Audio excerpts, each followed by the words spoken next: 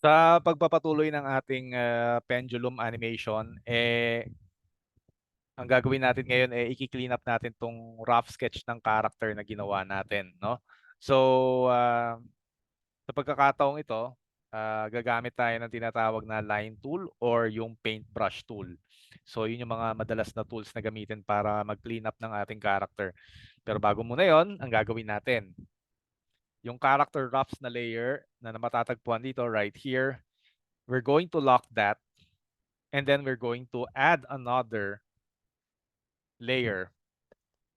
And that is where our cleanup, no, the cleanup character will be drawn. Okay? So gamit ang ating brush tool or line tool, i-clean up natin siya, no? So right here, itong sa stroke color, babaguhin ko yung kulay niyan, gagawin kong itim kasi mas maganda ang itim, okay? At syempre, masyado makapal yung ano natin, yung paintbrush. So gagawin kong 1 'yan, no? Right here, 1. So yan yung ano natin. Yan. Okay? So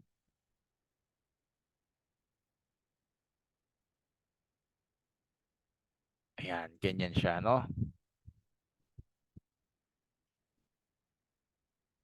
Okay, so hindi masyadong perfect, no?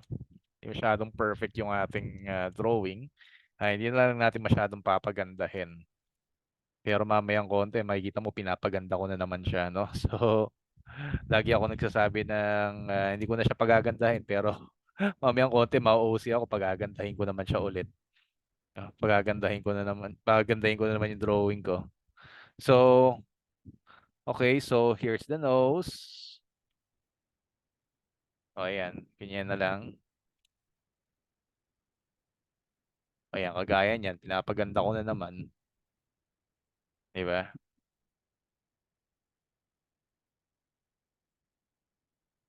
Yan,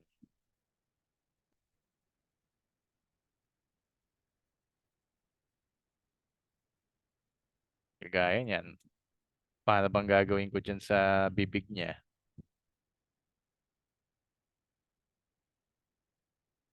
Di ba? O, ayan, pumangit tuloy. So, ilaline tool ko na lang siya, no? Madali pa. So, ano ba, you might ask me, sir, ano ba mas maganda, line tool or pencil o paintbrush tool? Okay? Well, depende yan, Actually, pag clean up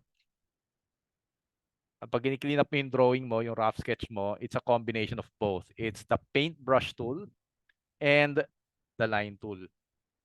Ngayon, si paintbrush tool, ah, i- i- hindi mo siya dapat i-confuse kay brush tool. Magkaiba si brush tool tsaka si paintbrush tool, okay? So, yun ang tatandaan ninyo. So, marami na confuse diyan. So, magkaibang animal sila, no? So, ayun. So, lagi nating pipindutin yung Control S dahil ano tayo digital animation tayo. So, best friend natin itong si Control S, no? So, ayan medyo nawiwirdohan ako sa bibig niya sa totoo lang Ito lang yung pangit kay Adobe Animate, no? Dito lang siya pumangit kasi ano siya kumbaga minsan may mga certain curvatures, may mga certain curves na hindi niya talaga kayang i-navigate, no? So, yan, ito ginamitan ko na ngayon ng line tool itong itong character natin.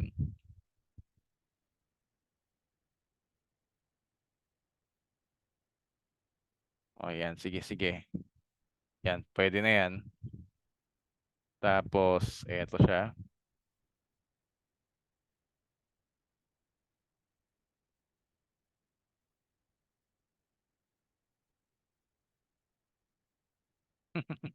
Hindi talaga, weirdo talaga yung bibig niya, no?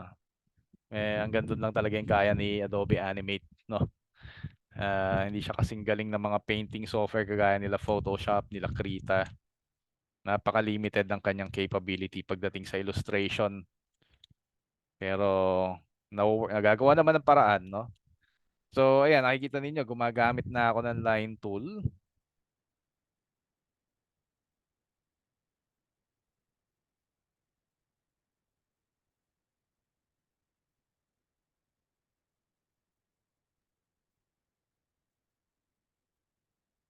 Ayan.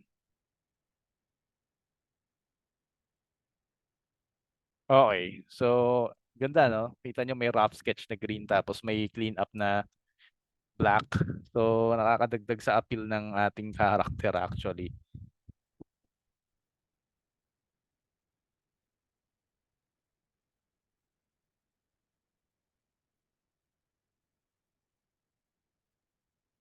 So, ayan, may ganyan siya.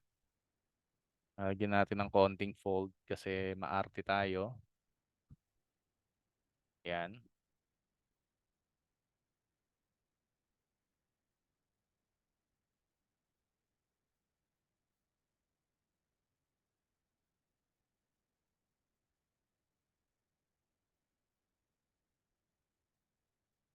Ayan, ano. So, malapit na matapos.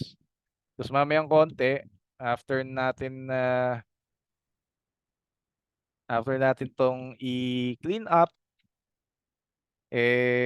gagawin naman natin kukulayan natin siya, no? Ngayon, hindi naman natin siya kailangan lagyan ng animation sa loob, ano? Hindi. No, kasi ang purpose kasi ng exercise na to, matuto kayo ng pivoting at saka ng slow in, slow out. O yung ease in, ease out kung tawagin sa Adobe Animate. Yan. Okay. So, sexy yung character natin. So, ayan. And, yan. O, di ba? So, basta lagi lang natin pipindutin yung ating Control S o yung shortcut ng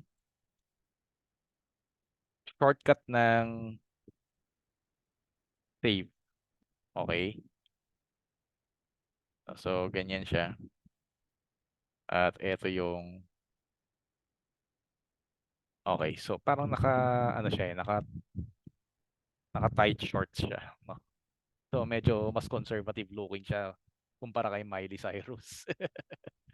So, yan, ano? So, right here,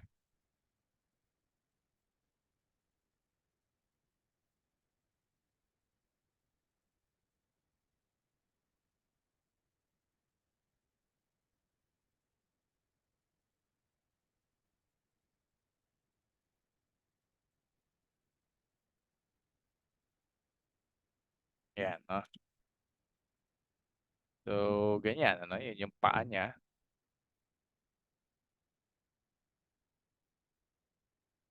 Medyo weirdo yung paa niya, no? So, medyo na-weirdoan ako sa paa niya. So,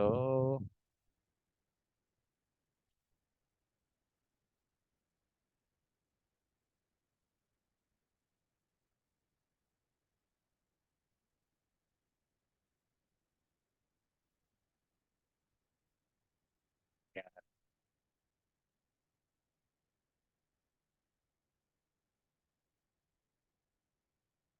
okay.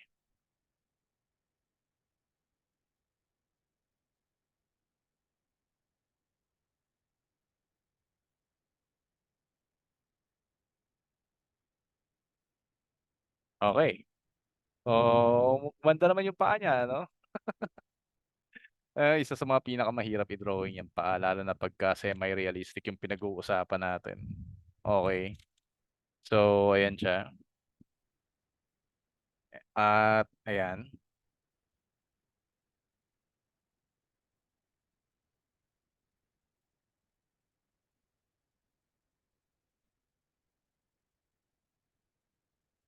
Ayan. Ganyan yung paa niya, no? So, naka-side view yung isa niyang paa. So, ganyan. Para madali. Para hindi na mahirap, ano? Hindi na mahirap i-drawing. Okay. Ayan. So, yung clean up natin pero hindi pa tapos yan kasi nga meron pa siyang kamay dito. So,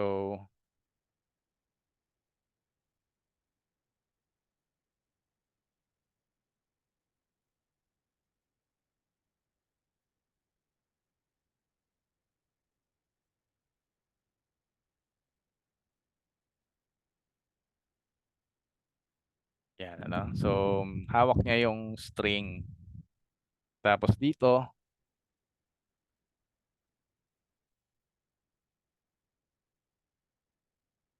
meron pa siyang ano dito, no? May kamay siya dito. So, dahil semi-realistic yung character natin, kailangan ano siya, lima yung daliri niya, no? Yan. Okay. Medyo okay naman na, no?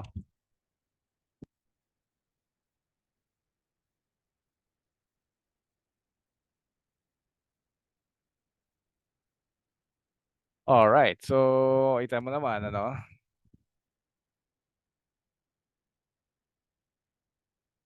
Yan. So, ganyan, ano? So, meron tayong character na ganyan, no? So, yun yung clean up, no? So, this is the rough sketch right here. Okay, ano? So, kita nyo naman yung clean up version. Okay. So, okay, that's the clean up, no? Okay, so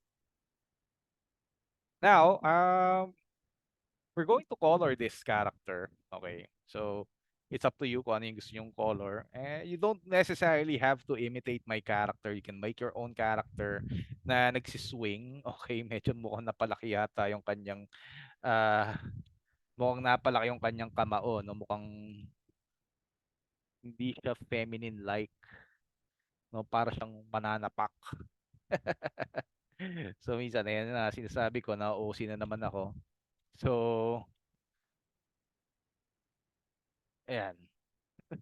O basta kahit pangit yung kamay niyan, kahit mukhang ano, kamay ng lalaki. Sa babae yan. Okay.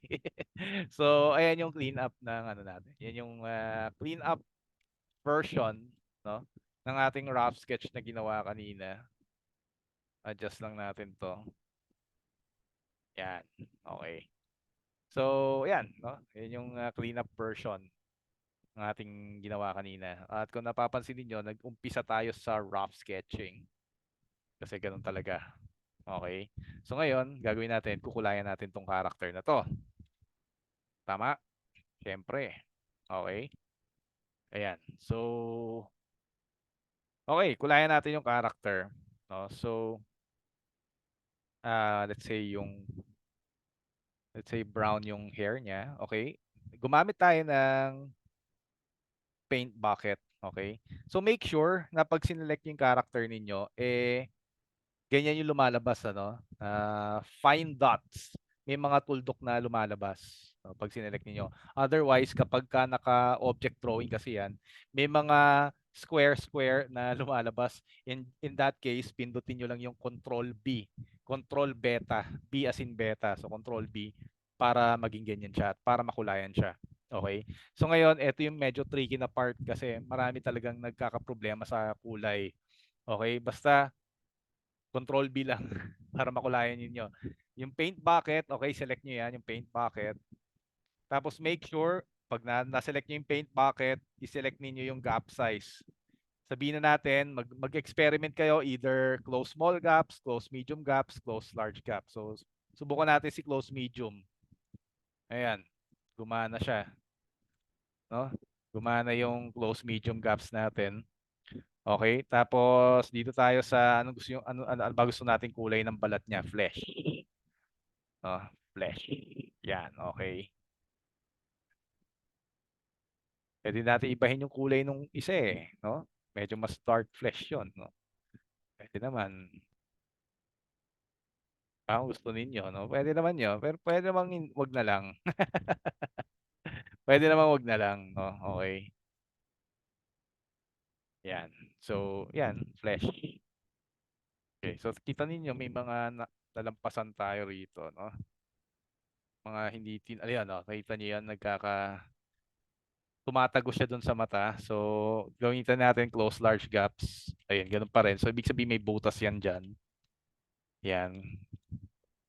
Yan, okay na siya. Yan, yun lang naman yung mga problema dyan eh. Ito, ayaw ko mulay. Ganyan mo na lang. So, ba't bumalik sa dati to?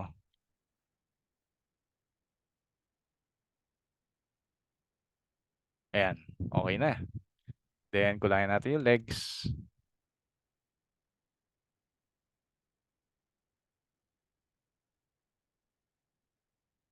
Ayaw gumana ng close large gaps. Gawin natin close medium gaps.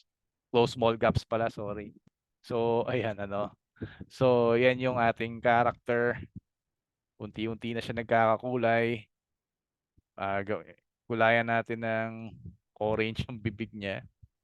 Yan yung kanyang lipstick. Kulayan natin ng puti yung kanyang ah, ipin. Di ba? Di ba? Pwedeng ganun, di ba? So, yung mata niya, gawin nating blue. Kasi Amerikana siya.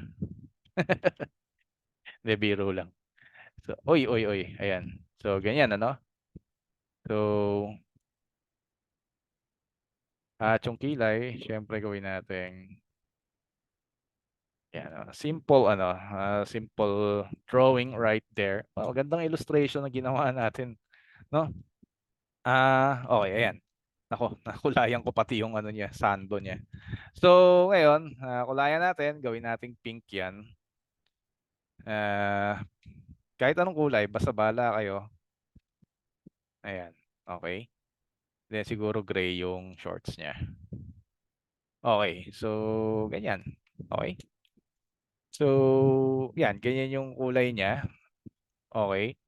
Kayo bahala kung gusto niyo lagyan ng shade yan, no? So, if you uh, want to put some shades, kayo nang bahala dyan. Siguro mamaya ako na lang gagawin yun, Pero importante kasi malagyan siya ng character.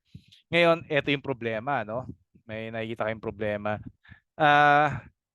Kita niyo yung string, no? Kita niyo yung string. Medyo awkward yung position ng string. Okay? Napaka-awkward ng position. So, bawasan ko lang ng linya yan. So, bakit siya awkward? Kasi tingnan mo, dapat yung string na yan, it goes between her legs. Okay? Pero nasa likod siya ng legs eh. 'Di ba? So, ngayon, ang pwede nating gawin siguro, eh, well, magdadagdag ako ng isang layer right here. Okay? Dadagdag ako ng layer. Tapos, gamit ang line tool. Okay? At iibahin ko yung color nitong stroke fill. No? Itong stroke fill right here.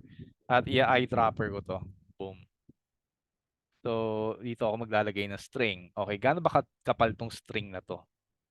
Tingnan natin gaano ba kakapal yan.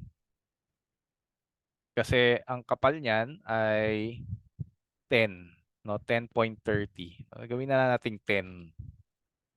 Yan, okay. So, lock natin lahat. So, gawin nating 10. So, right here. Ayan. So, 10 yung kapal niya.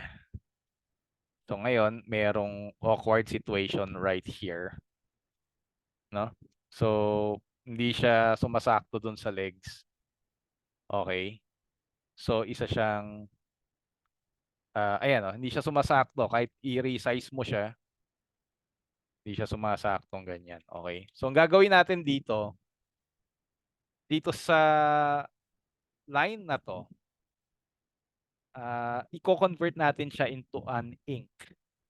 I-convert natin siya into a fill. Okay. So, ito, gagawin natin, no?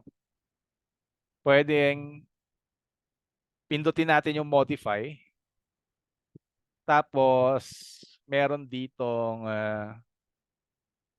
bitmap yata yon, or well, hindi yata dito yung shape, no?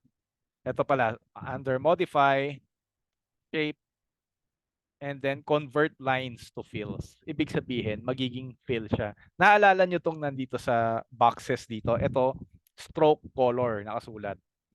Ito naman, fill color. So, ang gagawin natin dyan sa line na yan, sa stroke na yan, this is basically a stroke. Ginamit natin ang line tool para makagawa ng stroke. Okay? No? Ang gagawin natin, i-convert natin into a fill. So, magiging parang ginawa siya ng brush tool. Okay, so ganito, yan. I-select natin yan, select, modify, shape, convert lines to fills. Yan. Okay. So sa pagkakataon na to, isa na siyang fill. Ayan, pagka sinelect mo siya, imbis na nagbe-bend siya, nag-aano siya, nag-expand siya. So ngayon, gamit ang eraser tool, no? Gamit ang eraser tool natin, buburay natin yan. Yan.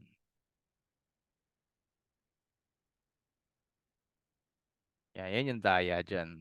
No? So pwede natin lakayan yung eraser. Yan. So yan.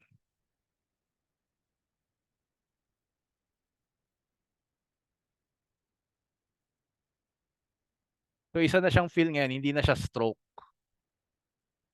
Yan. Yan. So nasa between the legs na siya ngayon, no? So ito niyan. What about this one? No? What about this one? Dapat may tumatagos diyan, 'di ba? Pwede naman natin siyang i-brush tool na lang, no? Gawin natin blue yung brush tool, no? Paint na lang natin siya somewhere here. Ayan, no?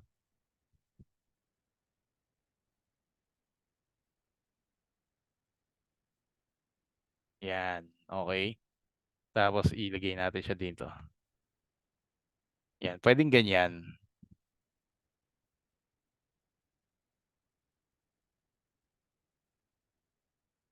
Oh. 'Di ba? So, yan yung mga daya doon, ano. So, ito yung layer dun sa mga patches na ginawa natin. Right here sa layer 4, boom. Ayan o. Kita niyo, nawawala. Ayan o. Boom. Ayan. So, ayan siya. Tapos yung character roughs, pwede nyo i-blind. Or ito yung pwede nyo gawin sa character roughs. I-blind ninyo. Tapos right-click. No, right-click nyo yung layer na yan. Pindutin nyo yung guide. Ayan. Okay na siya. And then, ayun. Voila. Scene 1 tayo. Scene 1. Yan. Yan. Ibig sabihin lumabas na tayo ng graphic symbol. So, ayan siya. Okay. Yan. So, yan. So, nasa labas na tayo. Nasa labas na tayo ng graphic symbol. Kanina, nasa loob tayo. So, double click. Nasa loob tayo. Ayan, oh. Pero pagka pinindot mo yung scene 1 or yung arrow na yan, ayan, nasa labas tayo. So, ngayon, guys, ang gagawin ninyo, siguro from frame 1 to frame 40, i-extend nyo yung ano na yan, yung frame na yan. Okay? So, right-click, insert frame. So, yan. So, dyan ko muna tatapusin yung video na yan. Okay? So, sa susunod nating gagawin, i-animate natin yung ano na yan. I-animate natin yung character na yan. Okay? Magsiswing yung pendulum ng back and forth. Okay? So, I'm gonna see you in the next video. Goodbye for now.